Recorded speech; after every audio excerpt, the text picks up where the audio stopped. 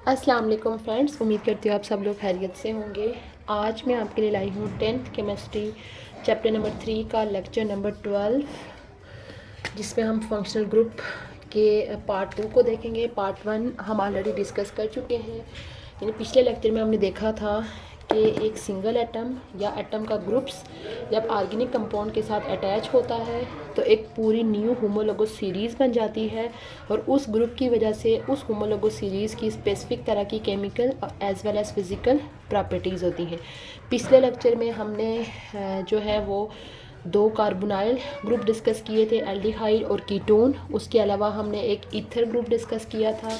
उसके अलावा हमने एक अल्कोहल ग्रुप डिस्कस किया था, फंक्शनल ग्रुप। आज हम कुछ मज़ीद फंक्शनल ग्रुप डिस्कस करेंगे। पहला फंक्शनल ग्रुप जो आज हम डिस्कस करेंगे वो है carboxylic acid. Carboxylic acid already आप इनऑर्गेनिक एसिड्स के बारे में पढ़ चुके होंगे, जैसे hydrochloric acid, sulphuric acid, nitric acid. ये जो कार्बोक्सिलिक एसिड होते हैं बेसिकली ये ऑर्गेनिक एसिड्स होते हैं, ऑर्गेनिक केमिस्ट्री के अंदर आते हैं। जिस तरह से मैंने पहले डिस्कस किया था कि मोस्टली ये जितने भी फंक्शनल ग्रुप होते हैं ये अल्काइल क्लास के अंदर से डिराइव हुए होते हैं।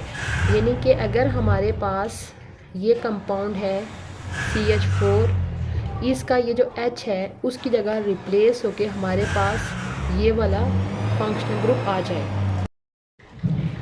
यानी कि ये H रिमूव होके अगर ये ग्रुप अटैच हो जाए तो हमारे पास इस तरह का कंपाउंड बन जाएगा। तो ये जो क्लास होती है इसको हम बोलेंगे कार्बोक्सिलिक एसिड। और यानी कि ये हमारे पास फंक्शनल ग्रुप जब ऑर्गेनिक कंपाउंड के साथ अटैच होता है तो ये क्लास बनेगी कार्बोक्सिलिक एसिड। तो इस कंपाउंड का नाम होगा, पहले हम इसके नाम की एंडिंग देख लेते हैं।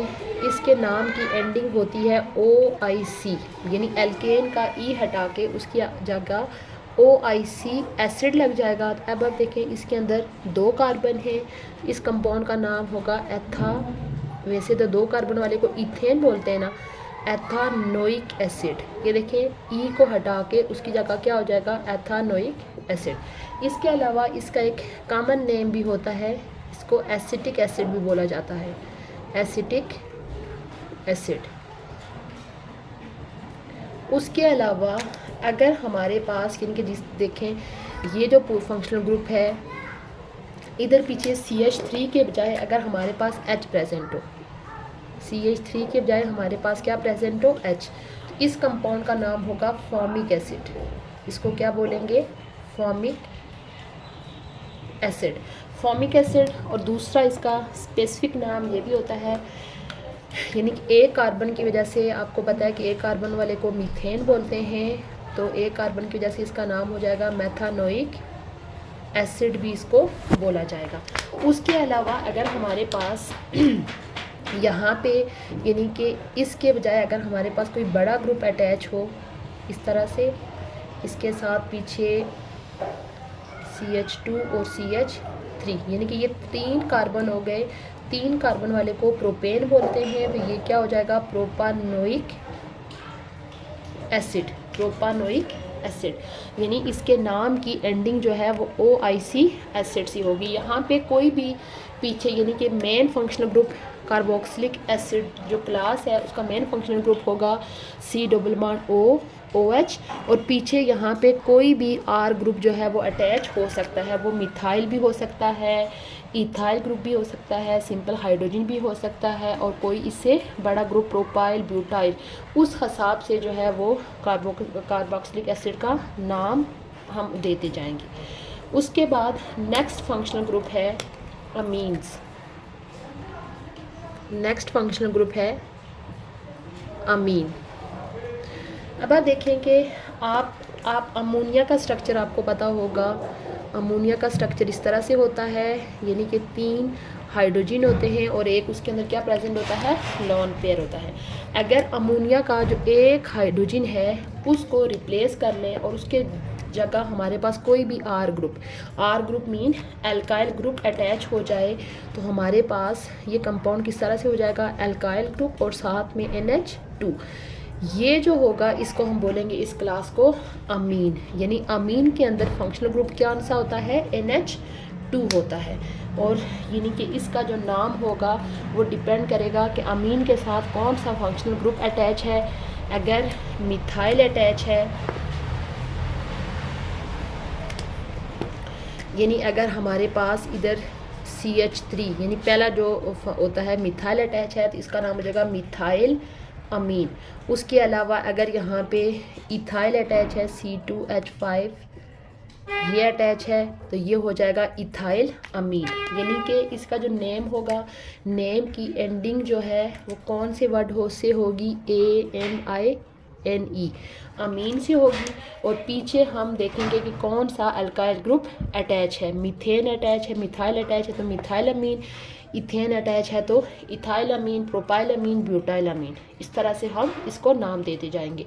उसके अलावा अमीन को जो है वो 3 क्लासेस में डिवाइड किया जाता है। अगर हम इसकी टाइप्स को देखें तो इसकी 3 टाइप्स बनेंगी। एक होगी प्राइमरी अमीन, उसके बाद दूसरी क्लास होगी सेकेंडरी अमीन, और उसके बाद इसकी थर्ड क्लास होगी टर्शरी अमीन। टर्शरी अमीन ये जो इसकी क्लासिफिकेशन की गई है, ये इस बेस पे की जाएगी कि ये जो NH2 ग्रुप है ये जिस कार्बन के साथ अटैच है वो फर्दर कितने कार्बन के साथ अटैच है। अगर हमारे पास ये जो NH2 ग्रुप है फर्दर ऐसे कार्बन के साथ अटैच हो जो कि जस्ट किसी और कार्बन के साथ, जस्ट एक कार्बन के साथ फर्दर अटैच है। यानी आप देखें N का लिंक किसके साथ है, C के साथ है, और C फर्दर कितने कार्बन के साथ अटैच है, एक ही कार्बन के साथ अटैच है। तो इस तरह के ग्रुप को बोलेंगे। उसके बाद जो नेक्स्ट क्लास है सेकेंडरी अमीन, यानी कि इसमें जो होगा अमोनिया, यानी जो अमाइनो का ग्रुप है CH3 NH2, वो ऐसे कार्बन के साथ अटैच होगा जो फर्दर कितने कार्बन के साथ अटैच है, 2 कार्बन के साथ। तो इस तरह के कंपाउंड को हम बोलेंगे सेकेंडरी अमीन। और उसके बाद जो टर्शरी अमीन है, इसमें जो NH2 ग्रुप होता है वो यानी उस कार्बन के साथ अटैच होता है जो फर्दर 3 कार्बन के साथ अटैच होता है। तो इस तरह के कंपाउंड को बोलते हैं टर्शरी अमीन। इस बेस पे जो बाकी क्लासेस के कंपाउंड होते हैं, यानी कि ये जो बाकी फंक्शनल ग्रुप होते हैं कि फंक्शनल ग्रुप बेसिकली किस कार्बन के साथ अटैच है, उनकी क्लासिफिकेशन भी इसी बेस पे की जाती है। अगर एक यानी उस कार्बन के साथ अटैच है जो फर्दर एक ही कार्बन के साथ अटैच होगा तो वो प्राइमरी कंसीडर किया जाएगा। अगर 2 के साथ अटैच है तो सेकेंडरी, और अगर 3 के साथ अटैच है तो टर्शरी। इसी तरह जो हम पीछे फंक्शनल ग्रुप पढ़ा था अल्कोहल, उसकी क्लासिफिकेशन भी इसी बेस पे की जाती है, primary alcohol, secondary alcohol, tertiary alcohol. इसी तरह हम एक और नेक्स्ट क्लास पढ़ने जा रहे हैं अल्काइल हैलाइड, उसमें भी इसी तरह की क्लासिफिकेशन की जाती है। उसके बाद तीसरा फंक्शनल ग्रुप जो आज हम डिस्कस करेंगे उस क्लास को बोलते हैं अल्काइल हैलाइड। अल्काइल हैलाइड, ये भी आप इसके नाम से देख सकते हैं, अल्काइल ग्रुप है और साथ में हैलाइड। हैलाइड से क्या मुराद है, हैलोजन अटैच है। यानी कि वही चीज़ है कि हमारे पास अगर CH4 है तो उसका रिएक्शन किसी भी हैलोजन के साथ होता है, तो हैलोजन इसमें से एक हाइड्रोजन को निकाल के यानी उसकी जगह अटैच हो जाएगा और साथ में हमारे पास HX बन जाएगा। तो अब ये जो हैलोजन है यानी कि ये X हमारे पास क्या क्या हो सकता है, ये फ्लोरीन भी हो सकता है, क्लोरीन भी हो सकता है, ब्रोमीन भी हो सकता है और आयोडीन। कोई भी हैलोजन जो है हमारे पास हो सकता है कि वो किसी भी अल्काइल ग्रुप, चाहे वो मीथेन है, इथेन है, किसी के साथ भी अटैच होके फर्दर यानी इस तरह का कंपाउंड बनाएगा, तो इसको हम बोलते हैं अल्काइल हैलाइड। तो ये जो क्लास अल्काइल हैलाइड, इसके अंदर जो फंक्शनल ग्रुप क्या होता है, X इनके अंदर फंक्शनल ग्रुप होता है, यानी कोई भी हैलोजन अटैच हो सकता है। और यहाँ पे एक चीज़ आपने जहन में रखनी है कि बाज़ औक़ात हमारे पास यानी कि ज़्यादा हैलोजन्स भी अटैच हो सकते हैं, लेकिन यानी कि जो हमारे पास जब एक सिंगल एटम अटैच होगा हैलोजन का, तो उस क्लास को बोलेंगे अल्काइल हैलाइड। यानी अल्काइल हैलाइड का एक और नाम होता है mono halo alkane. Mono halo alkane, mono का मतलब होता है सिंगल, यानी कि अल्काइल ग्रुप के साथ सिंगल हेलोजन एटम जब अटैच होगा तो उस क्लास को क्या बोला जाएगा, अल्काइल हैलाइड। जैसे मैं इसके कंपाउंड डिस्कस कर लेती हूँ। जैसे हमारे पास CH3Cl है। अब ये जो CH3Cl है इसका भी कॉमन नेम भी होगा और स्पेसिफिक कॉमन नाम वही जो ऑलरेडी हम डिस्कस करते आए हैं अल्केन के नाम पे। ये देखें मीथेन से ये मिथाइल ग्रुप है तो इसका नाम हो जाएगा मिथाइल और साथ में क्लोराइड, क्लोरीन लगा हुआ है तो मिथाइल क्लोराइड। उसके अलावा इनका जो एक स्पेसिफिक नेम होता है वो होता है हेलो एल्केन।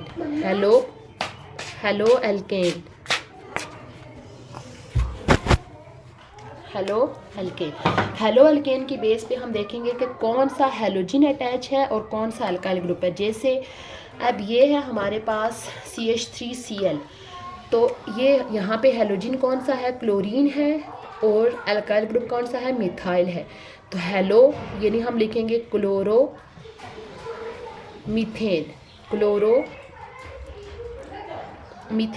इसी तरह मैं एक और कंपाउंड जो है वो डिस्कस कर देती हूँ। अगर हमारे पास मिथाइल के बजाय इथाइल ग्रुप हो CH2H5Cl, इसके भी दो नाम होंगे। एक इसका नाम होगा इथाइल क्लोराइड।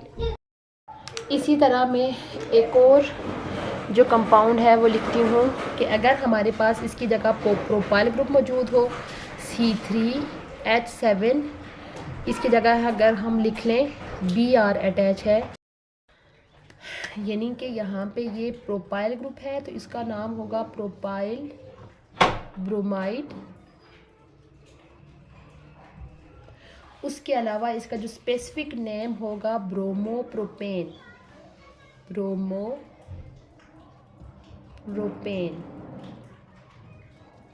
ये हमने जो है यानी कि ओवरऑल इसके नेम के लिए ये वर्ड याद रखना है हेलो एल्केन। जो भी हेलोजन अटैच होगा उसके लिए हेलो वर्ड यानी क्लोरो अपने चैनल पे अपलोड कर चुकी हूँ, जिसमें हमने 3 फंक्शनल ग्रुप को डिस्कस किया था। आज हमने मज़ीद 3 फंक्शनल ग्रुप को डिस्कस किया। इसका इस लेक्चर को सम अप कर लेते हैं। पहला फंक्शनल ग्रुप था कार्बोक्सिलिक एसिड, जिसका जो मेन फंक्शनल ग्रुप होता है C डबल बॉन्ड OH होता है। ये भी हमारे पास कार्बोनिल फंक्शनल ग्रुप की क्लास उसमें आता है। और पीछे हमारे पास कोई भी अल्काइल ग्रुप अटैच हो सकता है। इसके नेम की एंडिंग OIC से होती है। तो इसका जो स्पेसिफिक नेम यानी कि 2 एसिड हमने डिस्कस किए। अगर हमारे पास सिंपल CH3 प्रेजेंट है तो उसका नाम एथानोइक एसिड होगा और उसका स्पेसिफिक नेम उसका एक नेम होता है एसिटिक एसिड। उसी तरह अगर हमारे पास H प्रेजेंट है उसको फॉर्मिक एसिड भी बोला जाता है और स्पेसिफिक नेम देखें तो मेथानोइक एसिड। उसके अलावा 3 कार्बन वाले को प्रोपानोइक एसिड। उसके बाद दूसरी क्लास हमने डिस्कस की अमीन, यानी अमोनिया का H जो है वो रिप्लेस करके उसकी जगह कोई भी अल्काइल ग्रुप आ जाए तो उस क्लास को बोलते हैं अमीन क्लास। और डिफरेंट अल्काइल ग्रुप जो है यहाँ पे इसके साथ आ सकते हैं। और जो NH2 ग्रुप है वो किस कार्बन के साथ अटैच है उस बेस पे उसको फर्दर 3 क्लास में डिवाइड किया जाता है, primary amine, secondary amine, tertiary अमीन। और इसके जो नेम की एंडिंग होती है वो अमीन वर्ड से होती है। उसके बाद तीसरी क्लास हमने डिस्कस की अल्काइल हैलाइड, जिसका जो मेन फंक्शनल ग्रुप होता है वो X होता है, यानी कोई भी हेलोजन हो सकता है, क्लोरो, ब्रोमो, आइडो, फ्लोरो। और इस क्लास को अल्काइल हैलाइड को मोनो हेलो एल्केन भी बोलते हैं, क्योंकि इसमें एल्केन के साथ जस्ट एक हेलोजन एटम जो है वो अटैच होता है। और इस क्लास को हेलो एल्केन्स भी बोला जाता है। और ये इसका आप समझ लें कि मेन इसके नेमिंग क्या मेन वर्ड है हेलो एल्केन। कुछ जैसे एग्जांपल हमने डिस्कस की, CH3Cl को मिथाइल क्लोराइड भी बोलते हैं और क्लोरोमीथेन भी बोलते हैं।